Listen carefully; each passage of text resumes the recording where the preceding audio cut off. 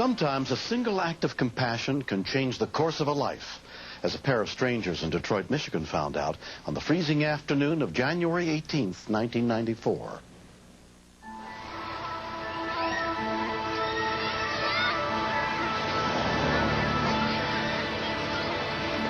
The temperature was extremely cold. I think the wind chill was somewhere like 40 below. It wasn't the kind of weather that you'd be walking in.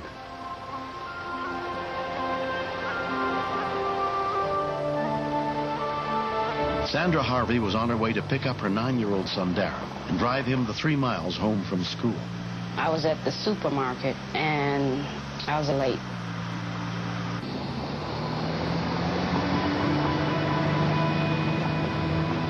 When I got there, I didn't see my son, and that's when I started to worry.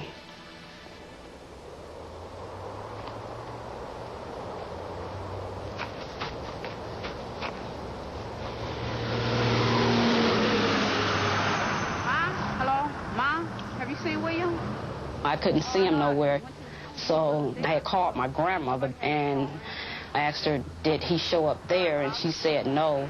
She told me to go to the police, and as I was going to the police station, I said a little prayer. 71-year-old Rush Yarnell happened to be driving home on Connor Street.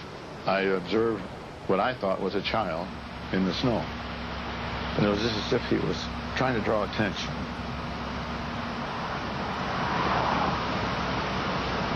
Oh, my God. I do believe that was his last effort.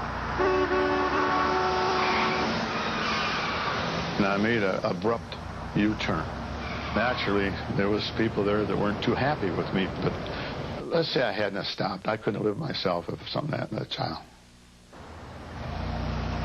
When I first approached him there, he was face down in the snow, lifeless. It was a pitiful sight. Oh, my God, I tried to talk to him, nothing. Can you hear me? He had no gloves on. One shoe was off. His school books were strewn in the snow. And I never touched anything so cold in all my life. I thought I was picking up a corpse. That got to me a little bit.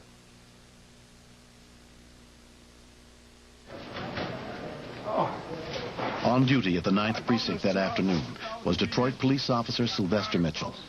Imagine, if you will, a piece of meat that you would leave in the freezer overnight.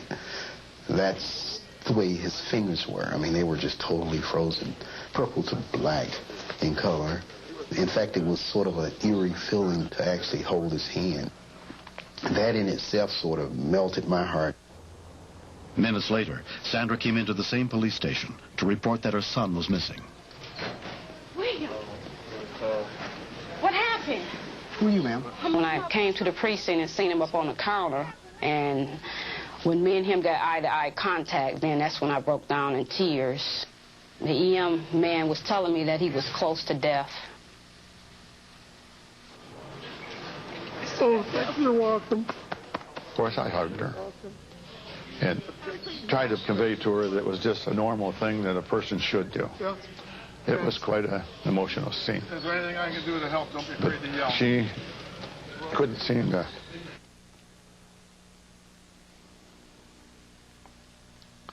stop thinking it's okay.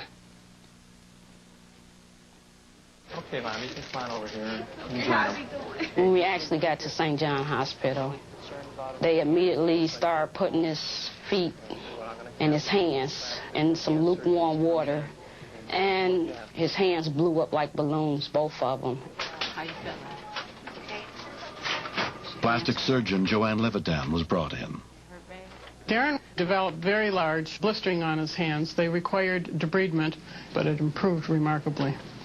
And he has gone on to regain complete function in his hands. I got pretty scared because I thought that they was going to cut my fingers off. I was crying.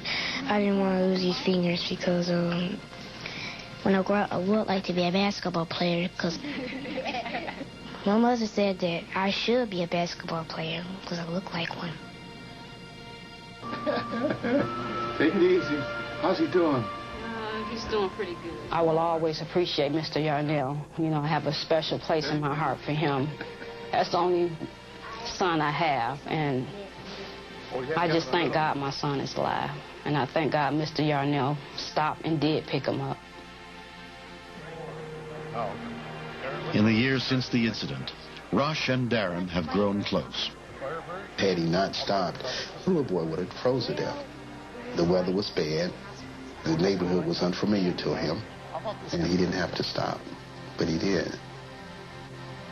This is the actual car of the President of the United States assassin. It's touched me very much so. There's no question about it. There's a reason that this little boy is going to go on, and I want to stay close to that child the rest of his life as long as I live anyhow. As we say, this is a North American B-25. He's a joyful man, and sometimes I pray at nighttime and I say that he's my hero. And I thank him for saving my life. If it weren't for him, I won't be here right now. Give him a big smile. That's the way to do it.